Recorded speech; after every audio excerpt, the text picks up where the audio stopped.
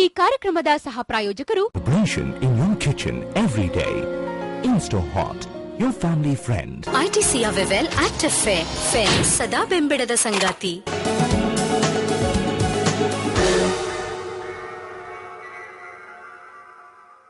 ಸಾಧನೆಗೆ ಅಸಾಧ್ಯವಾದುದು ಯಾವುದೂ ಇಲ್ಲ. ಆದರೆ ಸಾಧಿಸುವ ಛಲ ಮನುಷ್ಯನಿಗಿರಬೇಕು. ತಾನು ಹಿಡಿದ ಕಾರ್ಯದಲ್ಲಿ ದೃಢ ನಂಬಿಕೆ, ಅಚಲ ಮನಸ್ಸು, ಸತತ ಪ್ರಯತ್ನ ಗುರಿಯನ್ನ ಮುಟ್ಟಿಸಬಲ್ಲದು. ಈ ದಿಸೆಯಲ್ಲಿ ಸಮಸ್ಯೆಗಳನ್ನ ಸವಾಲಾಗಿ ಸ್ವೀಕರಿಸಿ ಉದ್ಯಮ ಕ್ಷೇತ್ರದಲ್ಲಿ ಸಕ್ಸಸ್ ಆದ ಉದ್ಯಮಿಗಳ ಸಕ್ಸಸ್ಫುಲ್ ಸ್ಟೋರಿಯೇ ಗುರಿ ಹೆಗ್ಗುರಿ ಕಾರ್ಯಕ್ರಮ. ಸಿಟಿ ಲೈಫೇ ಹಾಗೆ, ಅದೊಂದು ಮೆಕ್ಯಾನಿಕಲ್ ಲೈಫ್. ಅಷ್ಟೇ ಅಲ್ಲ, ಆಮೆ ನಡಿಗೆ ಸಿಟಿಯಲ್ಲಿ ನಡೆಯೋಲ್ಲ, ಅಲ್ಲೇನಿದ್ರೂ ಫಾಸ್ಟ್ ಆಗಿರಬೇಕು. ಹೀಗಾಗಿ ಸಿಟಿಗಳಲ್ಲಿ ಫಾಸ್ಟ್ ಮತ್ತು ಇನ್ಸ್ಟೆಂಟ್ ಫುಡ್ ತುಂಬಾನೇ ಪಾಪ್ಯುಲರ್. ಇದನ್ನರಿತ ಮಹಿಳೆಯೊಬ್ಬರು ಅದನ್ನೇ ಕಾಯಿನ್ ಮಾಡಿಕೊಂಡ್ರು. ಇನ್ಸ್ಟೆಂಟ್ ಫುಡ್ ಉದ್ದಿಮೆ ಶುರು ಮಾಡಿ ಸಕ್ಸಸ್ ಆದ್ರು. ಹಾಗಿದ್ರೆ ಆ ಮಹಿಳೆ ಯಾರು? ಉದ್ದಿಮೆ ಶುರು ಮಾಡಿ ಅವರು ಸಕ್ಸಸ್ ಆಗಿದ್ದು ಹೇಗೆ? ಆ ಕುರಿತ ಸಂಚಿಕೆ ಇವತ್ತಿನ ಗುರಿ ಹೆಗ್ಗುರಿ ಕಾರ್ಯಕ್ರಮ. ಇದು ಆಧುನಿಕ ಜಗತ್ತು. ಹೆಣ್ಣು ಅಬಲೆಯಲ್ಲ, ಸಬಲೆ ಅನ್ನೋ ಕಾಲ ಇದು. ಎಲ್ಲಾ ಕ್ಷೇತ್ರಗಳಲ್ಲೂ ಹೆಣ್ಣು ಈಗ ಪುರುಷನಿಗೆ ಸರಿಸಮ. ಹಾಗಂತ ಆಕೆ ತನ್ನ ಮನೆಯನ್ನ ಕಡೆಗಣಿಸಿದ್ದಾಳೆ ಅಂತೇನಲ್ಲ. ಮನೆಯ ಜೊತೆಗೆ ಹೊರಗಿನ ಜವಾಬ್ದಾರಿಯನ್ನ ಸಮರ್ಥವಾಗಿ ಆಕೆ ನಿಭಾಯಿಸುತ್ತಾ ಬಂದಿದ್ದಾಳೆ. ದುಡಿಯುವ ಮಹಿಳೆ ಮನೆ, ಕಚೇರಿ ಹೀಗೆ ಎರಡೂ ಕಡೆ ಏಗಬೇಕಾದ್ರೆ ಸಮಯದೊಂದಿಗೆ ಆಕೆ ಸಂಘರ್ಷ ನಡೆಸಲೇಬೇಕಾದ ಅನಿವಾರ್ಯತೆ ಇದ್ದೇ ಇದೆ. ಈ ನಿಟ್ಟಿನಲ್ಲಿ ಆಕೆಗೆ ಸ್ವಲ್ಪ ಮಟ್ಟಿಗಾದ್ರೂ ರಿಲ್ಯಾಕ್ಸ್ ಕೊಡೋ ವಿಷಯ ಅಂದ್ರೆ ಕ್ಷಣ ಮಾತ್ರದಲ್ಲೇ ತಯಾರಿಸಬಹುದಾದ ಇನ್ಸ್ಟಂಟ್ ಫುಡ್ಗಳು. ಅದರಲ್ಲೂ ನಗರದ ಗಡಿಬಿಡಿ ಜೀವನದಲ್ಲಿ ಉದ್ಯೋಗಸ್ಥ ಮಹಿಳೆಯರ ಪಾಲಿಗೆ ಇದೊಂದು ತರ ಆಪತ್ ಬಾಂಧವ ಎಂದ್ರೆ ತಪ್ಪೇನಲ್ಲ.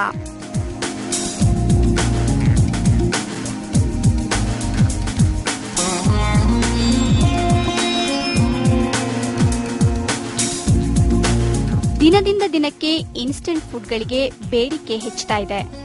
ಅದಕ್ಕೆ ತಕ್ಕಂತೆ ಅದನ್ನ ತಯಾರಿಸೋ ಕಂಪನಿಗಳ ಸಂಖ್ಯೆ ಕೂಡ ಹೆಚ್ಚುತ್ತಾ ಸಾಗಿದೆ. ಹಾಗೆ ನೋಡಿದ್ರೆ ವ್ಯಾಪಾರದಲ್ಲಿ ಪೈಪೋಟಿ ಸಹಜ. ಆದ್ರೆ ಅದನ್ನ ಸಮರ್ಥವಾಗಿ ಎದುರಿಸುವ ಮತ್ತು ನಿಭಾಯಿಸುವ ಕೆಪಾಸಿಟಿ ಇರಬೇಕಷ್ಟೇ. ಹಾಗಿದ್ರೆ ಯಶಸ್ಸು ಶತಸಿದ್ಧ. ಈ ನಿಟ್ಟಿನಲ್ಲಿ ಮಹಿಳೆಯೊಬ್ಬರು ತಾನು ಮಹಿಳೆಯಾದ ಮಾತ್ರಕ್ಕೆ ಕೇವಲ 4 ಗೋಡೆಗೆ ಮಾತ್ರ ಸೀಮಿತವಾಗೋದು ಬೇಡ ಅನ್ಕೊಂಡ್ರು. ಧೈರ್ಯ ಮಾಡಿ ಉದ್ಯಮವೊಂದನ್ನ ಶುರು ಮಾಡಿದ್ರು. ಉದ್ಯಮ ಕ್ಷೇತ್ರದ ಯಾವುದೇ ಸವಾಲನ್ನ ಸಮರ್ಥವಾಗಿ ನಿಭಾಯಿಸುವ ಹಾಗೂ ಆ ಮೂಲಕ ಯಶಸ್ಸಿನೆಡೆ ಪಯಣಿಸುವ ಅದಮ್ಯ ವಿಶ್ವಾಸ ಅವರದಾಗಿತ್ತು. ಹಾಗೂ ಹೀಗೂ ಕೊನೆಗೂ ಅವರು ಗೆದ್ರು, ಯಶಸ್ವಿ ಉದ್ಯಮಿಯಾದ್ರು. ಅವರೇ ಇವರು. ಇವರ ಹೆಸರು ಲಲಿತಾ ರಾವ್ ಸಾಹೇಬ್.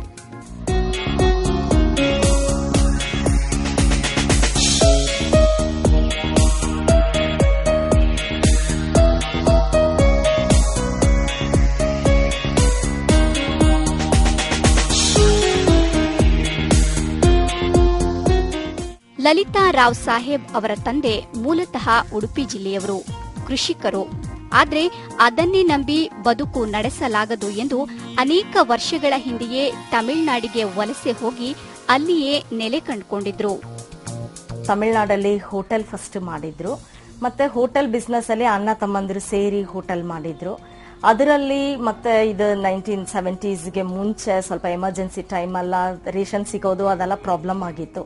ಸೊ ಅದಕ್ಕೆ ಹೋಟೆಲ್ ಬಿಸ್ನೆಸ್ ಮುಂದುವರಿಸಿಕೊಂಡು ಹೋಗೋದು ತುಂಬಾ ಕಷ್ಟ ಆಗಿತ್ತು. ಸೊ ಅದಕ್ಕೆ ಹೋಟೆಲ್ ಬಿಸ್ನೆಸ್ ಕ್ಲೋಸ್ ಮಾಡಿದ್ರು. ಹೋಟೆಲ್ ಮುಚ್ಚಿದ್ರೆ ಹೊಟ್ಟೆಪಾಡಿಗಾಗಿ ಬೇರೊಂದು ಉದ್ಯಮವನ್ನ ನಡೆಸಲೇಬೇಕಾಗಿತ್ತು. ಹಾಗಾಗಿ ಕೊಯಮತ್ತೂರಿನಲ್ಲಿ ರಾಗಿ ಮಾಲ್ಟ್ ಬಿಸ್ನೆಸ್ ಮಾಡಿದ್ರೆ ಲಾಭ ಗಳಿಸಬಹುದು ಅಂತ ಯೋಚಿಸಿದ ಲಲಿತಾರ ತಂದೆ ಉದ್ಯಮ ಪ್ರಾರಂಭಿಸಿದ್ರು. ಅದೃಷ್ಟ ಇವರ ಕೈ ಹಿಡಿತು. ಸ್ವಲ್ಪ ಮಟ್ಟಿನ ಲಾಭನೂ ಗಳಿಸಿದ್ರು. ಸ್ವಂತಕ್ಕೊಂದು ಮನೇನೂ ಮಾಡಿಕೊಂಡ್ರು. ಆದ್ರೆ ಬಿಸ್ನೆಸ್ ಅನ್ನೋದು ಸಮುದ್ರದ ತೆರೆ ಇದ್ದ ಹಾಗೆ, ಏಳು ಬೀಳುಗಳು ಸದಾ ಇದ್ದೇ ಇರುತ್ತೆ. ಲಲಿತಾರ ತಂದೆಗೂ ಬಿಸ್ನೆಸ್ನಲ್ಲಿ ನಷ್ಟವಾಗತೊಡಗಿತ್ತು. ಇದ್ದ ಸ್ವಂತ ಮನೇನ ಮಾರಾಟ ಮಾಡಬೇಕಾಯ್ತು. ಸ್ವಂತ ಮನೆ ಮಾರುವಾಗ್ಲೇ ಅದು ನಾನು ಹುಟ್ಟಿದ್ದು ಆ ಟೈಮಲ್ಲಿ. ಸೊ ಸ್ವಂತ ಮನೆ ಮಾರಿ ಮತ್ತೆ ಆ ಸ್ವಂತ ಮನೆ ಎದುರಿಗೇನೆ ಬಾಡಿಗೆ ಮನೆಗೆ ಬಂದ್ವಿ.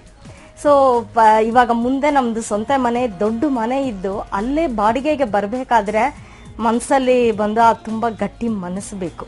ಯಾಕೆಂದರೆ ಡೈಲಿ ನೋಡ್ತಾ ಇರ್ತೀವಿ ಯಾವ ಮನೆಯಲ್ಲಿ ನಾನು ಇದ್ದಿದ್ದು ಮಾಡಿದ್ದು ಎಲ್ಲ. ಸೊ ಇಲ್ಲಿ ಬಾಡಿಗೆಗೆ ನಾವು ದುಡ್ಡು ಕೊಟ್ಟು ಇರಬೇಕಾಗತ್ತೆ. ಒಂದು ಕಾಲದಲ್ಲಿ ಚೆನ್ನಾಗಿ ಬಾಳಿ ಬದುಕಿದ ಕುಟುಂಬವದು. ಆದ್ರೆ ಬಿಸಿನೆಸ್ ಲಾಸ್ನಿಂದಾಗಿ 7 ಜನ ಮಕ್ಕಳಿಗೆ ಉತ್ತಮ ವಿದ್ಯಾಭ್ಯಾಸ ಕೊಡಿಸೋದು ನಿಜಕ್ಕೂ ಸಮಸ್ಯೆಯಾಗತೊಡಗಿತು. ನಮ್ಮ ಅಣ್ಣಂದ್ರಿಗೆಲ್ಲ ಇಂಗ್ಲಿಷ್ ಮೀಡಿಯಂ ಹಾಕಿದ್ರು. ಸೊ ನಾನು ತಮಿಳ್ ಮೀಡಿಯಂ, ಯಾಕೆಂದ್ರೆ ಕಾನ್ವೆಂಟ್ ಅಲ್ಲಿ ಫೀಸ್ ಕಟ್ಟಬೇಕು. ಅವ್ರಿಗೆ ನಮ್ಮ ಅಣ್ಣಗೆಲ್ಲ ಮನೆಗೆ ಬಂದು ಆಂಗ್ಲೋ ಇಂಡಿಯನ್ ಟ್ಯೂಷನ್ ಹೇಳ್ಕೊಡ್ತಾ ಇದ್ರು. ಸೊ ಅಷ್ಟು ಒಳ್ಳೆ ಎಜುಕೇಶನ್ ಕೊಡ್ತಾ ಇದ್ರು. ಸೊ ನನ್ನ ಮಟ್ಟಿಗೆ ನನಗೆ ನಂದು ಇನ್ನೊಂದು ಅಣ್ಣ ಎಲ್ಲ ಬರೋ ಹೊತ್ತಿಗೆ ಆ ಅಫೋರ್ಡಬಿಲಿಟಿ ಇರಲಿಲ್ಲ ತಂದೆಗೆ. ಆದ್ರೆ ಒಳ್ಳೆ ಓದಿಸ್ಬೇಕು ಅಂತ ಒಂದು ಇತ್ತು. ಸೊ ಅದಕ್ಕೆ ತಮಿಳ್ ಮೀಡಿಯಂ ಸೇರಿಸಿದ್ರು. ಮಕ್ಕಳಿಗೆ 3 ಹೊತ್ತಿನ ಊಟಕ್ಕೆ ಕೊರತೆಯಾಗದಂತೆ ನೋಡಿಕೊಂಡ್ರು ಪುಸ್ತಕ ಮತ್ತು ಬಟ್ಟೆ ಕೊಡಿಸೋದು ಕಷ್ಟದ ಮಾತಾಗಿತ್ತು. ನಾವು ಓದುವಾಗ ಯೂನಿಫಾರ್ಮ್ ಎಲ್ಲಾರು ಟೆರ್ಲಿನ್ ಒಳ್ಳೆ ಬಟ್ಟೆಗಳು ತಗೊಳ್ಳುವಾಗ ನಮಗೆ ಅಪ್ಪ ಕಾಫಿ ಬಿಸ್ನೆಸ್ಗೆ ಕಾಫಿದು ಅದು ಚಿಕ್ರಿ ಬಟ್ಟೆ ಅಂತ ಬರೋದು, ಚಿಕ್ರಿದು. ಸೊ ಆ ಬಟ್ಟೆನ ಡೋಬಿಗೆ ಹಾಕಿ ಅದನ್ನ, ಯಾಕಂದ್ರೆ ಅದು ಸ್ವಲ್ಪ ಲೈಟ್ ಕಲರ್ ಇರೋದು, ಕ್ರೀಮ್ ಕಲರ್, ಅದನ್ನ ಡೋಬಿಗೆ ಹಾಕಿ ವೈಟ್ ಮಾಡಿಸಿ ಆ ವೈಟ್ ಶರ್ಟ್ ನ ನಮ್ಗೆ ಯೂನಿಫಾರ್ಮ್ ಹೊಲಿಸಿ ಕೊಡೋರು. ರಾತ್ರಿ ಕಳೆದ ಮೇಲೆ ಹಗಲು ಬಂದೇ ಬರುತ್ತೆ. ಕಷ್ಟಗಳ ಹಿಂದೆ ಸುಖ ಇದ್ದೇ ಇರುತ್ತೆ. ಉದ್ಯಮದಲ್ಲಿ ಯಾಕೆ ಸೋಲಾಯ್ತು ಎನ್ನುವ ಪಾಠ ಕಲಿತ ಇವರ ತಂದೆ ತಮ್ಮ ಅನುಭವವನ್ನ ಬಳಸಿಕೊಂಡು ಮತ್ತೆ ಮೇಲೆದ್ರು, ಮತ್ತೆ ನೆಮ್ಮದಿ ಕಂಡ್ರು. ಲಲಿತಾ ಮೆಕ್ಯಾನಿಕಲ್ ಇಂಜಿನಿಯರಿಂಗ್ನಲ್ಲಿ ಪದವಿನೂ ಪಡೆದ್ರು. ವಿದ್ಯಾಭ್ಯಾಸ ಮುಗಿತಾ ಇದ್ದಂತೆ ಉತ್ತಮ ಸಂಬಂಧ ಕೂಡಿ ಬಂದು ಬೆಂಗಳೂರಿನ ಎಸ್ಆರ್ ರಾವ್ ಸಾಹೇಬ್ ಎನ್ನುವವರ ಕೈ ಹಿಡಿದ್ರು. ಎಸ್ಆರ್ ರಾವ್ ಸಾಹೇಬ್ ಅವರ ತಂದೆ ಪೋಸ್ಟಲ್ ಡಿಪಾರ್ಟ್ಮೆಂಟ್ನಲ್ಲಿ ಕೆಲಸ ಮಾಡ್ತಾ ಇದ್ರು. ಮಧ್ಯಮ ವರ್ಗದ ಕುಟುಂಬದಲ್ಲಿ ಬಂದಿದ್ದ ಎಸ್ಆರ್ ರಾವ್ ಸಾಹೇಬ್ ಕಷ್ಟಪಟ್ಟು ಓದಿದ್ರು. ಡಿಪ್ಲೊಮಾ ಇನ್ ಬಿಸಿನೆಸ್ ಅಡ್ಮಿನಿಸ್ಟ್ರೇಷನ್ ನಲ್ಲಿ ಕರ್ನಾಟಕ ರಾಜ್ಯಕ್ಕೆ 2ನೇ ರ್ಯಾಂಕ್ ಬಂದ್ರು. I was just 19 years. So ನನಗೆ ವೋಲ್ಟಾಸ್ನಲ್ಲಿ ಕ್ಯಾಂಪಸ್ ಇಂಟರ್ವ್ಯೂ ಆಗಿ ಸೆಲೆಕ್ಷನ್ ಆಯಿತು. ಸೊ ನಾನು ಅಲ್ಲಿ ರೆಪ್ರೆಸೆಂಟೇಟಿವ್ ಆಗಿ ಸೇರಿದೆ ಫಾರ್ಮಸ್ಯೂಟಿಕಲ್ ಕನ್ಸ್ಯೂಮರ್ ಪ್ರಾಡಕ್ಟ್ ಡಿವಿಷನ್ಲಿ. ಹಾಗೆ ಸ್ಟಾರ್ಟ್ ಮಾಡಿ ಏನಾಯಿತು ಅಂತ ಹೇಳಿದ್ರೆ ನನಗೆ MBA ಮಾಡಬೇಕಂತ ಒಂದು ಆಸೆ ಇತ್ತು. ಯಾಕೆಂದ್ರೆ ನನ್ನ ತಂದೆ ನನಗೆ ಓದಬೇಕು, 2nd ರ್ಯಾಂಕ್ ಬಂದಿದ್ದೀನಿ, ಓದಿಸ್ಬೇಕಂತ ಹೇಳಿದ್ರೆ ಕೂಡ ಅವ್ರಿಗೆ ಒಂದು ಪೋಸ್ಟಲ್ ಡಿಪಾರ್ಟ್ಮೆಂಟಲ್ಲಿ ವರ್ಕ್ ಮಾಡ್ತಾ ಇದ್ರು, ಅಷ್ಟೊಂದು ರೆವೆನ್ಯೂ ಇರಲಿಲ್ಲ, ಸ್ಯಾಲ್ರೀಸ್ ಕೂಡ. ಸೊ ಹಾಗಾಗಿ ಏನು ಹೇಳಿದ್ರು, ಇಲ್ಲ ನೀನು ಕೆಲಸಕ್ಕೆ ಹೋಗ್ಬಿಟ್ಟು ನಾವು ಓದ್ಕೋ, ನನಗೆ ಓದ್ಸೋಕ್ಕಾಗಲ್ಲ ಅಂತ. ಸೊ ನನಗೆ MBA ಮಾಡಬೇಕನ್ನೋದು ಆಸೆ ಇದ್ದರೆ ಕೂಡ ನನಗೆ ಅದನ್ನು ಕಂಪ್ಲೀಟ್ ಮಾಡೋಕ್ಕಾಗಲಿಲ್ಲ. ಹಾಗಾಗಿ ನಾನು ಏನು ಮಾಡಿದೆ, ಕೆಲಸಕ್ಕೆ ಸೇರಿದೆ. ಮತ್ತು ನಾನು BCom ಕಂಪ್ಲೀಟ್ ಮಾಡಿ ಮತ್ತೆ MBAನೂ ಕಂಪ್ಲೀಟ್ ಮಾಡಿದೆ. ವೋಲ್ಟಾಸ್ನಲ್ಲಿ ವರ್ಕ್ ಮಾಡ್ತಾನೆ. ಹೆಚ್ಚಿನ ವಿದ್ಯಾಭ್ಯಾಸ ಪಡಿತಾ ಇದ್ದಂತೆ ಇವರ ಉದ್ಯೋಗದಲ್ಲೂ ಬಡ್ತಿ ಸಿಕ್ತು. ಈ ವೇಳೆಗಾಗಲೇ ಲಲಿತಾ ಕೂಡ ಕೆಲಸಕ್ಕೆ ಸೇರಿಕೊಂಡ್ರು. ಹೀಗಿರುವಾಗಲೇ ಸ್ವಂತ ಉದ್ಯೋಗವೊಂದನ್ನ ಮಾಡಬೇಕು ಅನ್ನೋ ಆಸೆ ಈ ದಂಪತಿಗಳ ಮನಸ್ಸಿನಲ್ಲಿ ಮೊಳಕೆ ಒಡಿತು. ಅದಕ್ಕೆ ಕಾರಣನೂ ಇತ್ತು. ನನ್ನ ಹಸ್ಬೆಂಡ್ ಬಂದು ವೋಲ್ಟಾಸ್ ಅಲ್ಲಿ consumer and health care division ಅಲ್ಲಿ ಅವರಿದ್ರು. ಅಲ್ಲಿ ಅವರು ಹೈದರಾಬಾದಲ್ಲಿ ಇದ್ದಾಗ ಅವರು ಹಾಫ್ಮೆಲ್ಲಾ ರೋಷ್ ಅಂತ ಸ್ವಿಸ್ ಕಂಪನಿ. ಸೊ ಆ ರೋಷ್ ಕಂಪನಿ ಅವರು ತುಂಬಾ ಜನ ವಿಸಿಟರ್ಸ್ ಇಲ್ಲಿ ಅಫಿಷಿಯಲ್ಸ್ ಬರ್ತಾ ಇದ್ರು. ಸೊ ಅವ್ರುಗಳು ಬಂದಾಗ ತುಂಬಾ ಅವ್ರದ್ದು ಮೀಟಿಂಗ್ಸು ಡಿಸ್ಕಷನ್ಸ್ ಎಲ್ಲ ಇದ್ದಾಗ ಅವ್ರು ಹೇಳೋರು, ಅವಾಗ 90s ಅಲ್ಲೇ ಅವ್ರು ಹೇಳೋರು, ಬೈ 2020 ಬಂದು ಇಲ್ಲಿ ಇಂಡಿಯಾ ಬಂದು it will be the kitchen of world, ಆ ಥರ ಆಗತ್ತೆ. ಇಲ್ಲಿ ಬಂದು ಫುಡ್ ಇಂಡಸ್ಟ್ರಿಗೆ ತುಂಬಾ ಒಳ್ಳೆ ಸ್ಕೋಪ್ ಇದೆ, ಮತ್ತೆ ನ್ಯೂಟ್ರಿಷನಲ್ ಸಪ್ಲಿಮೆಂಟ್ಸ್ಗೆ ಎಲ್ಲ ತುಂಬಾ ಒಳ್ಳೆ ಸ್ಕೋಪ್ ಇದೆ. ಸೊ ಆ ಟೈಮಲ್ಲಿ ನನ್ನ ಹಸ್ಬೆಂಡು ನಾವು ಯಾಕೆ ನಾವೇ ಒಂದು supplement, nutritional supplement manufacturing unit food industry ಯಾಕೆ ನಾವು ಹಾಕಬಾರದು, ಯಾಕೆಂದ್ರೆ ಅದರಲ್ಲಿ ಫ್ಯೂಚರ್ ಬಿಸ್ನೆಸ್ ಇದೆ. ದೂರದೃಷ್ಟಿ ಇದ್ದ ಈ ದಂಪತಿ ಇರೋ ಕೆಲಸಕ್ಕೆ ಗುಡ್ ಬೈ ಹೇಳಿದ್ರು. ಡಾಕ್ಟರ್ ನೆಟ್ವರ್ಕ್ ಮುಖಾಂತರ ನ್ಯೂಟ್ರಿಷಿಯನ್ ಸಪ್ಲೈಯೊಂದನ್ನ ಮಾರುಕಟ್ಟೆಗೆ ತರುವ ನಿರ್ಧಾರ ಮಾಡಿದ್ರು. ಆದ್ರೆ ಉತ್ಪಾದನಾ ಘಟಕ ಸ್ಥಾಪಿಸೋದಕ್ಕೆ ಕೈಯಲ್ಲಿ ದುಡ್ಡಿರಲಿಲ್ಲ. ಆ ಸಂದರ್ಭದಲ್ಲಿ ಸಹಕಾರ ನೀಡಿದವರು ಇವರ ಸಂಬಂಧಿಕರು. ನಾವು ಮ್ಯಾನುಫ್ಯಾಕ್ಚರಿಂಗ್ ಹಾಕುವಾಗ ಅವ್ರು ಹೇಳಿದ್ರು, ಒಂದು 5-6 ತಿಂಗಳು ನಮ್ಮಲ್ಲಿ ಬಂದು ನೀವು ಮಾಡ್ಕೊಳ್ಳಿ ಅಂತ. ಸೊ ನಾವೇ ಅಲ್ಲಿಗೆ ಹೋಗಿ ಸ್ವತಃ ನಿಂತು ನಾವು ಮ್ಯಾನುಫ್ಯಾಕ್ಚರಿಂಗ್ ಆಕ್ಟಿವಿಟೀಸ್ ನ ಶುರು ಮಾಡ್ಕೊಂಡ್ವಿ. ಎಷ್ಟು ದಿನ ಅಂತ ಬೇರೆಯವರ ನೆರಳಲ್ಲಿ ಆಶ್ರಯ ಪಡೆಯೋಕಾಗತ್ತೆ? ರಾವ್ ಸಾಹೇಬ್ ದಂಪತಿಗಳ ಉದ್ಯಮ ಅಭಿವೃದ್ಧಿಯಾಗತೊಡಗಿದಂತೆ ಉತ್ಪನ್ನದ ಪ್ರಮಾಣವನ್ನ ಹೆಚ್ಚಿಸಿಕೊಳ್ಬೇಕಾದ ಅನಿವಾರ್ಯತೆ ಇತ್ತು. ತಿಂಗಳಿಗೆ 1 ವಾರ ಅಂತ ನಮ್ಗೆ ಟೈಮ್ ಕೊಟ್ಟಿದ್ರು ಅಲ್ಲಿ ಫ್ಯಾಕ್ಟರಿನಲ್ಲಿ. ಅವರಿಗೆ ಮತ್ತೆ ಸ್ಪೇರ್ ಮಾಡಕ್ಕೆ ಅವ್ರಿಗೆ ಟೈಮ್ ಆಗಲಿಲ್ಲ. ಮತ್ತೆ ಹೇಳಿದ್ರು, ನೀವು 5 ತಿಂಗಳ ಆಯ್ತು, ನಿಮ್ಮದು ಜಾಸ್ತಿ ಆಗ್ತಾ ಉಂಟು, ಸೊ ನೀವೇ ಮ್ಯಾನುಫ್ಯಾಕ್ಚರ್ ನಿಮ್ಮ ಓನಲ್ಲಿ ಮಾಡ್ಕೊಂಡ್ರೆ ಒಳ್ಳೇದು ಅಂತ. ಬೇರೆಯವರ ಯೂನಿಟ್ನಲ್ಲಿ ಪ್ರಾಡಕ್ಷನ್ ಮಾಡುತ್ತಾ ಒಂದಿಷ್ಟು ಅನುಭವ ಪಡೆದುಕೊಂಡ್ರು ರಾವ್ ಸಾಹೇಬ್ ದಂಪತಿಗಳು. ಒಂದು ಯೂನಿಟ್ ಪ್ರಾರಂಭಿಸಬೇಕಾದ್ರೆ ಏನೆಲ್ಲ ಸೌಲಭ್ಯಗಳು ಇರಬೇಕು ಅನ್ನೋ ಯೋಚನೆ ಇದ್ರೂ ಉತ್ಪಾದನಾ ಘಟಕ ಸ್ಥಾಪಿಸೋದು ಮಾತ್ರ ಅಷ್ಟು ಸುಲಭದ ಕೆಲಸವಲ್ಲ. ಜೀವನವೇ ಹಾಗೆ, ಈಸಬೇಕು, ಈಸಿ ಜಯಿಸಬೇಕು. ಕೈಯಲ್ಲಿರುವ ಕೆಲಸ ಬಿಟ್ಟು ಸ್ವಂತ ಉದ್ಯಮಕ್ಕೆ ಲಲಿತಾ ದಂಪತಿ ಇಳಿದಿದ್ದಾಗಿತ್ತು. ಉದ್ಯಮ ಒಂದು ಹಂತಕ್ಕೆ ಬರ್ತಿದೆ ಅಂದ್ಕೊಳ್ಳುವಾಗಲೇ ಇನ್ನೊಂದು ಸಮಸ್ಯೆ ಶುರುವಾಯಿತು.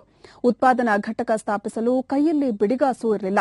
ಇಂಥ ಸಂದರ್ಭದಲ್ಲಿ ತಮ್ಮ ಉದ್ಯಮವನ್ನ ಮುನ್ನಡೆಸಿಕೊಂಡು ಹೋಗಲು ರಾವ್ ಸಾಹೇಬ್ ದಂಪತಿಗಳು ಯಾವ ನಿರ್ಧಾರ ಕೈಗೊಂಡ್ರು ಅಂತ ತಿಳಿಯೋಣ ವಿರಾಮದ ನಂತರ.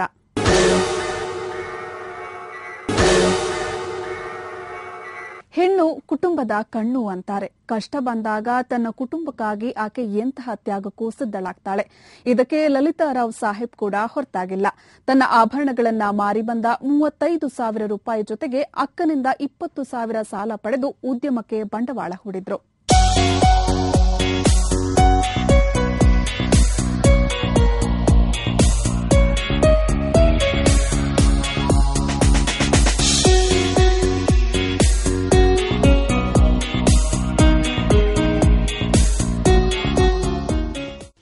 ಹೀಗೆ ಬಂದ ಹಣದಲ್ಲಿ ಒಂದು ಬ್ಲೆಂಡಿಂಗ್ ಮಷೀನ್ ಖರೀದಿ ಮಾಡಿ ತಮ್ಮ ಮನೆಯಲ್ಲೇ ಉತ್ಪಾದನೆ ಶುರು ಮಾಡಿದ್ರು ಲಲಿತಾ ರಾವ್ ಸಾಹೇಬ್. ಪ್ರಾರಂಭದಲ್ಲಿ ಪ್ಯಾಕಿಂಗ್ ಕೂಡ ಕೈಯಲ್ಲೇ ಮಾಡ್ತಾ ಇದ್ರು. ಪ್ರಾರಂಭದಲ್ಲಿ ಕೇವಲ 3 ಪ್ರಾಡಕ್ಟ್ಗಳನ್ನ ಮಾರುಕಟ್ಟೆಗೆ ತಂದು ಉದ್ಯಮಕ್ಕೆ ಚಾಲನೆ ನೀಡಿದ್ರು. ಕಷ್ಟಪಟ್ಟು ದುಡಿದ್ರು. ಇಂತಹ ಉತ್ಪನ್ನಗಳು ಮಾರುಕಟ್ಟೆಯಲ್ಲಿ ಸಾಕಷ್ಟು ಕಡಿಮೆ ಇದ್ದ ಕಾರಣ ಉದ್ಯಮ ಬಹಳಷ್ಟು ಅಭಿವೃದ್ಧಿ ಹೊಂದತೊಡಗಿತು. ಹಾಗಾಗಿ ಮನೆಯಲ್ಲಿ ನಡೆಸ್ತಾ ಇದ್ದ ಉದ್ಯಮವನ್ನ ಪ್ರಕಾಶನಗರದ ಇನ್ನೊಂದು ಕಟ್ಟಡಕ್ಕೆ ಸ್ಥಳಾಂತರಿಸಿದ್ರು. ಅಲ್ಲಿಯೂ ಸ್ಥಳ ಸಾಲದಾದಾಗ ಕಂಪನಿ ಪೀಣ್ಯ ಇಂಡಸ್ಟ್ರಿಯಲ್ ಏರಿಯಾದಲ್ಲಿ ದೊಡ್ಡದಾಗಿ ಪ್ರಾರಂಭಗೊಂಡಿತು. ತಮ್ಮ ಉದ್ಯಮ ದಿನೇ ದಿನೇ ಅಭಿವೃದ್ಧಿ ಹೊಂದಲಿ ಎನ್ನುವ ಆಶಯದೊಂದಿಗೆ ತಮ್ಮ ಕಂಪನಿಗೊಂದು ಅರ್ಥಪೂರ್ಣ ಹೆಸರಿಟ್ಟರು. ಈ ನಮ್ಮ ನಟಾಚ್ ಅನ್ನೋದು ಕೂಡ ಚಿಕ್ಕ ಬರ್ಡ್, ಅದು ಪ್ರಪಂಚದಲ್ಲಿ ಚಿಕ್ಕದಾದ ಬರ್ಡ್, ಯುರೋಪಿಯನ್ ಒರಿಜಿನ್. ಅದು ಅಷ್ಟು ಚಿಕ್ಕದಾದ ಬರ್ಡ್ ಅಂತ ಹೇಳಿದ್ರೆ ಅದು 5 ಸೆಂಟಿಮೀಟರ್ ಅಗಲ ಮತ್ತೆ ಉದ್ದ ಮತ್ತೆ 1.5 ಸೆಂಟಿಮೀಟರ್ ಎತ್ತರ ಇದೆ. ಇಷ್ಟು ಚಿಕ್ಕ ಬರ್ಡ್ ಆದ್ರೆ ಕೂಡ ಅದರ ಕೊಕ್ಕು ಎಷ್ಟು ಸ್ಟ್ರಾಂಗ್ ಇದೆ, ಬಲಿಷ್ಠವಾಗಿದೆ ಅಂತಂದ್ರೆ ನೀವು ತೆಂಗಿನಕಾಯಿ ಕೊಟ್ಟರು ಕೂಡ ಅದು ಹೊಡೆದಾಕತ್ತೆ. ಅದಕ್ಕೆ ನಟ್ ಹ್ಯಾಚ್ ಅಂತ ಹೇಳಿದ್ದಾರೆ. ಹ್ಯಾಚ್ ಅಂದ್ರೆ ಓಪನ್ ಮಾಡುತ್ತೆ ಅಂತ.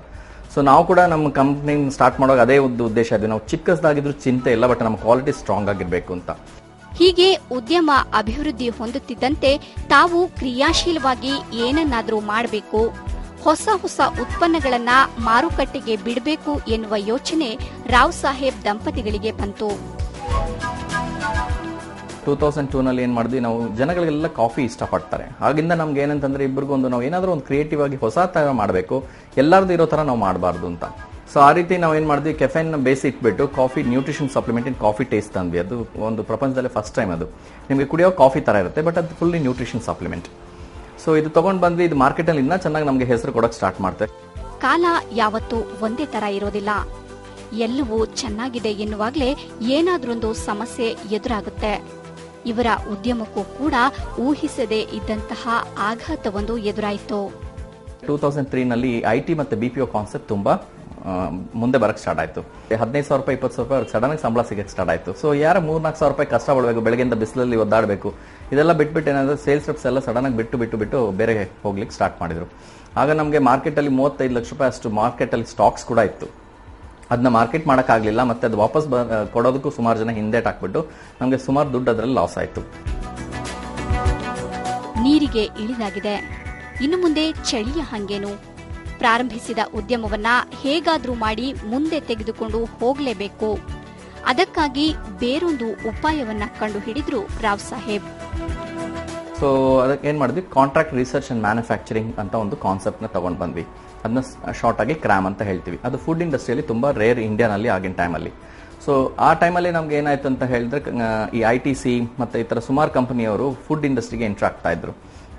ಅವ್ರಿಗೆ ಕೂಡ ಒಂದು ಒಳ್ಳೆ ಮ್ಯಾನುಫ್ಯಾಕ್ಚರರ್, ಒಳ್ಳೆ ಕ್ವಾಲಿಟಿ ಇಟ್ಟು ಮ್ಯಾನುಫ್ಯಾಕ್ಚರ್ ಮಾಡೋಂಥವ್ರು, ಅವ್ರಿಗೆ ಅಸೋಸಿಯೇಷನ್ ಬೇಕಿತ್ತು. ಆ ಟೈಮ್ಗೆ ನಮಗೆ ITC ನಾವು ಹುಡುಕ್ತಾ ಇದ್ರಿಂದ ಅವ್ರಿಗೂ ಒಳ್ಳೆ ಜನ ಬೇಕಾಗಿದ್ದ ನಮಗೆ 2003 ನಲ್ಲಿ ITC ಜೊತೆ ಟೈ ಅಪ್ ಮಾಡಿದ್ವಿ. ಉದ್ಯಮದಲ್ಲಿ ಮತ್ತೆ ಚೇತರಿಸಿಕೊಳ್ಳತೊಡಗಿದ್ರು. ಎಲ್ಡರ್ ಫಾರ್ಮಾಸ್ಯೂಟಿಕಲ್ಸ್ ಅಂತ ಬಾಂಬೆಲಿದೆ. ಸೊ ಅವ್ರಿಗೆ ನ್ಯೂಟ್ರಿಷನ್ ಸಪ್ಲಿಮೆಂಟ್ಸ್ ಬೇಕಿತ್ತು. ಸೊ ಅವ್ರಿಗೆ ಯಾವಾಗ ಮಾರ್ಕೆಟ್ಗೆ ಏನು ನ್ಯೂಟ್ರಿಷನ್ ಸಪ್ಲಿಮೆಂಟ್ಸ್ ಬೇಕು, ಯಾವ ಥರ ಬೇಕು, ಅವ್ರಿಗೆ ಏನು ಫೀಡ್ಬ್ಯಾಕ್ ಕೊಡ್ತಾರೆ ಅದ್ರ ಮೇಲೆ ನಾವು ರೆಡಿ ಮಾಡಿ ಅವ್ರಿಗೆ ಕಾಂಪೋಸಿಷನ್ ನಮ್ಮ ಹತ್ರ ಇರುತ್ತೆ. ಸೊ ಬ್ರ್ಯಾಂಡ್ ನೇಮ್ ಅವ್ರದ್ದು. ಸೊ ಹಾಗೆ ಟೈಅಪ್ ಮಾಡಿ ಕ್ರಾಮ್ ಬೇಸಿಸ್ನಲ್ಲಿ ಸ್ಟಾರ್ಟ್ ಮಾಡಿದ್ವಿ. ಹಾಗಾಗಿ ಇವತ್ತು ನಮಗೆ ನೀಲ್ಗಿರೀಸ್ಗೆ full instant mixes, spice mixes ಮಾಡ್ತೀವಿ. ಮತ್ತೆ ಭಾರತಿ ವಾಲ್ಮಾರ್ಟ್ ಬಂದು ಇಂಟರ್ನ್ಯಾಷನಲ್ ಕಂಪನಿ, ಇಲ್ಲಿ ಭಾರತಿ ಏರ್ಟೆಲ್ ಜೊತೆಗೆ ಜಾಯಿಂಟ್ ವೆಂಚರ್ ಇದೆ. ಅವ್ರಿಗೆ ಸೂಪ್ ಮಿಕ್ಸಸ್, ಗ್ರೇಟ್ ವ್ಯಾಲ್ಯೂ ಬಂದು ವರ್ಲ್ಡ್ ವೈಡ್ ಇದೆ ಬ್ರ್ಯಾಂಡ್, ಅದಕ್ಕೆ ಸೂಪ್ ಮಿಕ್ಸಸ್ ಮಾಡ್ತೀವಿ. ಈ ತರ ಬೇರೆ ಬೇರೆ ಪ್ರಾಡಕ್ಟ್ಸ್ನ ಬೇರೆ ಕಂಪನಿಗಳಿಗೆ ಮಾಡಿಕೊಡೋದು ಮಾಡಿ ಸ್ಟಾರ್ಟ್ ಮಾಡಿದ್ವಿ. ಈ ನಡುವೆ ಲಲಿತಾ ರಾವ್ ಸಾಹೇಬ್ ಆಹಾರ ಉತ್ಪಾದನೆಗೆ ಸಂಬಂಧಿಸಿದ ಕೋರ್ಸ್ ಒಂದನ್ನ ಕೂಡ ಮಾಡಿಕೊಂಡ್ರು. ತಮ್ಮದೇ ಬ್ರ್ಯಾಂಡ್ನ ಪ್ರಾಡಕ್ಟ್ ತರಬೇಕು ಅನ್ನೋ ಆಸೆ ಇವರ ಮನದಾಳದಲ್ಲಿ ತುಡಿತಾನೆ ಇತ್ತು. ಒಂದ್ಸರಿ ಆಲ್ರೆಡಿ ನಾವು ಮೇಲೆ ಹೋಗಿ ಮಾರ್ಕೆಟ್ ಓನ್ ಮಾಡಕ್ ಹೋಗಿ ಕೈ ಸುಟ್ಕೊಂಡಿದೀವಿ. ಮತ್ತೆ ಈಗ ತಿರುಗಿ ನಾವು ಓನ್ ಕಾಂಪಿಟೇಷನ್ ಮಾಡ್ಬೇಕಂತಂದ್ರೆ ಈಗ ನೀಲ್ಗಿರೀಸ್ನಲ್ಲಿ ಎಲ್ಲ ಪ್ರಾಡಕ್ಟ್ಸ್ ನಮ್ಮದೇ ಆದಂತ ಪ್ರಾಡಕ್ಟ್ಸ್ ಇದೆ, ಅವ್ರ ಬ್ರ್ಯಾಂಡ್ ಅಲ್ಲಿ ಇದೆ. ಈಗ ಮಾರ್ಕೆಟಲ್ಲಿ ಸನ್ಫೀಸ್, ಪಾಸ್ತಾ ಟ್ರೀಟ್ ಆಗಲಿ, ITC ಇದೆ, ನಾವು ಮಾಡ್ತಾ ಇದೀವಿ. ಎಲ್ಲದ್ರ ಮೇಲೆ ನಮ್ಮ ಹೆಸರಿದೆ, ನಮ್ದು ಅಂತ ಗೊತ್ತಿದೆ. ಸೊ ತಿರುಗಿ ನಾವು ಅಲ್ಲಿ ಹೋಗಿ ಅವ್ರ ಜೊತೆಗೆ ನಾವು ಅಲ್ಲಿ ಇದ್ದು ಒದ್ದಾಡೋದು ಸಮಸ್ಯೆ ಆಗುತ್ತೆ. ಈ ಸಂದರ್ಭದಲ್ಲೇ ಇವರಿಗೊಂದು ಹೊಸ ಉಪಾಯ ಹೊಳಿತು. ಲಲಿತಾ ರಾವ್ ಸಾಹೇಬ್ ಅಡುಗೆ ಮಾಡೋದ್ರಲ್ಲಿ ಸಾಕಷ್ಟು ನಿಪುಣರಾಗಿದ್ರು. ಹಾಗಾಗಿ ತಾವೇ ಒಂದಿಷ್ಟು ಇನ್ಸ್ಟೆಂಟ್ ಅಡುಗೆ ಉತ್ಪನ್ನಗಳನ್ನ ತಯಾರಿ ಮಾಡಿ ಅದನ್ನ ಬೇರೆ ಬೇರೆ ಭಾಗದ ಜನರಿಗೆ ಕೊಟ್ಟು ಅಭಿಪ್ರಾಯ ಸಂಗ್ರಹಿಸತೊಡಗಿದ್ರು. ಹೀಗೆ ಜನರಿಂದ ಉತ್ತಮ ಅಭಿಪ್ರಾಯ ವ್ಯಕ್ತವಾಗುತ್ತಿದ್ದಂತೆ ಈ ಉದ್ಯಮವನ್ನ ಮಹಿಳಾ ಸಬಲೀಕರಣಕ್ಕೆ ಸದುಪಯೋಗಪಡಿಸಿಕೊಳ್ಳುವ ಹೊಸ ಯೋಜನೆಯೊಂದನ್ನ 2010ರಲ್ಲಿ ಇವರು ರೂಪಿಸಿದ್ರು. ಆಗ ಹುಟ್ಟಿಕೊಂಡಿದ್ದೇ ಮೈ ಫ್ಯಾಮಿಲಿ ಬೀಸ್. ಇದಕ್ಕೇನಂದ್ರೆ ಒಂದು ಮೆಂಬರ್ಶಿಪ್ ಎನ್ರೋಲ್ಮೆಂಟ್ ಪ್ಯಾಕ್ ಅಂತ ಇದೆ, ₹500. ಅದು ₹500 ಕೊಟ್ಟು ತಗೊಂಡ್ರೆ ಅವ್ರಿಗೆ ₹600 ಪ್ರಾಡಕ್ಟ್ ಸಿಗುತ್ತೆ. ಸೊ ಅವ್ರು ಅದನ್ನ ಮನೆಯಲ್ಲಿ ಯೂಸ್ ಮಾಡಿ ಅವ್ರಿಗೆ ಇಷ್ಟ ಆಯ್ತು ಅಂತಂದ್ರೆ ಅದರೊಳಗೆ ಒಂದು ಅಪ್ಲಿಕೇಶನ್ ಇದೆ, ಅದನ್ನ ಫಿಲ್ಅಪ್ ಮಾಡಿ ಅವ್ರಿಗೆ ಕೊಡಬೇಕಷ್ಟೇ. ಅದನ್ನ ಕೊಟ್ಟರೆ ಅವ್ರಿಗೆ ಮಿನ್ ಅಂತ ಮೆಂಬರ್ ಐಡೆಂಟಿಫಿಕೇಶನ್ ನಂಬರ್ ಅಂತ ಒಂದು ಆಟೋಮೆಟಿಕ್ ನಂಬರ್ ಅವ್ರಿಗೆ SMS ನಲ್ಲೇ ಬರುತ್ತೆ. ಆ ನಂಬರ್ನ ಇಟ್ಟು ನೆಕ್ಸ್ಟ್ ಮಂತ್ ಅವರು ಬೇರೆ ಪದಾರ್ಥ, ಬೇರೆ ಕಂಪನಿದು, ಬೇರೆ ರಿಟೇಲ್ ನಲ್ಲಿ ತಗೊಳ್ಳೋದ್ರ ಬದಲು ನಮ್ಮ ಪ್ರಾಡಕ್ಟ್ಸ್ ನ ತಗೊಂಡ್ರೆ ಅವ್ರಿಗೆ ಅದರಲ್ಲಿ ಆದಂತ ಲಾಭನ ಅವ್ರ ಜೊತೆಗೆ ಶೇರ್ ಮಾಡ್ತಾ ಹೋಗ್ತೀವಿ. ಇದನ್ನಲ್ಲಿ ಸೇಲ್ಸ್ ಮಾಡಬೇಕು, ಅವ್ರ ಮನೆಗೆ ಹೋಗಬೇಕು, ಮನೆಯವ್ರ ಹತ್ರ ಸೇಲ್ ಮಾಡಬೇಕು ಅನ್ನೋದು ಯಾವುದೇ ತರ ಬೈಂಡಿಂಗ್ಸ್ ಇಲ್ಲ. ಅವ್ರ ಮೆಂಬರ್ ಆಗಬೇಕು, ಅವ್ರ ಮನೆಗೆ ಏನ್ ಬೇಕೋ ತಗೊಂಡ್ರೆ ಅವ್ರಿಗೆ ಲಾಭ ಸಿಗುತ್ತೆ. ಮತ್ತೆ ಅವ್ರ ಮನೆಯಲ್ಲಿ ಫ್ರೆಂಡ್ಸೋ ಇಲ್ಲ ರಿಲೇಷನ್ಸ್ನೋ ಅವ್ರಿಗೆ ಇದು ಪ್ರಾಡಕ್ಟ್ ಬಗ್ಗೆ ಚೆನ್ನಾಗಿದೆ ಅಂತ ಹೇಳಿ, ಇಲ್ಲ ಅವರು ಟೇಸ್ಟ್ ಮಾಡಿ ಅವರು ಮೆಂಬರ್ ಆದ್ರು ಅಂದ್ರೆ ಅವ್ರ ಮೆಂಬರ್ ಆಗಿದ್ದಕ್ಕೂ ಅವ್ರು ತಗೊಳ್ಳೋದ್ರಲ್ಲಿ ಇವರಿಗೆ ಲಾಭ ಸಿಗುತ್ತೆ. ಇದರ ಜೊತೆಗೆ ತಮ್ಮ ಉತ್ಪನ್ನಗಳ ಮಾರುಕಟ್ಟೆಗೆ ಸ್ಟಾಕ್ ಪಾಯಿಂಟ್ಗಳನ್ನ ತೆರೆದ್ರು. ಮತ್ತೆ ಅವ್ರು ಪರ್ಚೇಸ್ ಮಾಡಿದ ತಕ್ಷಣ ಯಾವುದೇ ಸ್ಟಾಕ್ ಪಾಯಿಂಟ್ ಅಲ್ಲಿ ಇದು ಪ್ರಾಡಕ್ಟ್ ಸಿಗುತ್ತೆ. ಯಾಕಂದ್ರೆ ರಿಟೇಲ್ ಅಂಗಡಿಗಳಲ್ಲಿ ಸಿಗಲ್ಲ, ನಮ್ದೇ ಆದಂತ ಸ್ಟಾಕ್ ಪಾಯಿಂಟ್ ಇದೆ. ಆ ಸ್ಟಾಕ್ ಪಾಯಿಂಟ್ ಕೂಡ ನಮ್ಮ ಲೇಡಿ ಮೆಂಬರ್ಸೇ ಮೇಂಟೈನ್ ಮಾಡ್ತಾರೆ.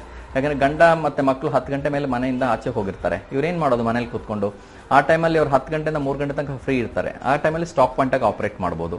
ಸೊ ಅದಕ್ಕೆ ಇಂಟರ್ನೆಟ್ ಬ್ರಾಡ್ಬ್ಯಾಂಡ್ ಕನೆಕ್ಷನ್ ಇದ್ರೆ ಸಾಕು. ಸೊ ಮೆಂಬರ್ಸ್ ಬಂದು ಪರ್ಚೇಸ್ ಮಾಡಿ ಹೋಗ್ತಾ ಇರ್ತಾರೆ, ಅವ್ರಿಗೊಂದು ಸೋಷಿಯಲ್ ಅವೇರ್ನೆಸ್ ಬರುತ್ತೆ ಈ ತರ.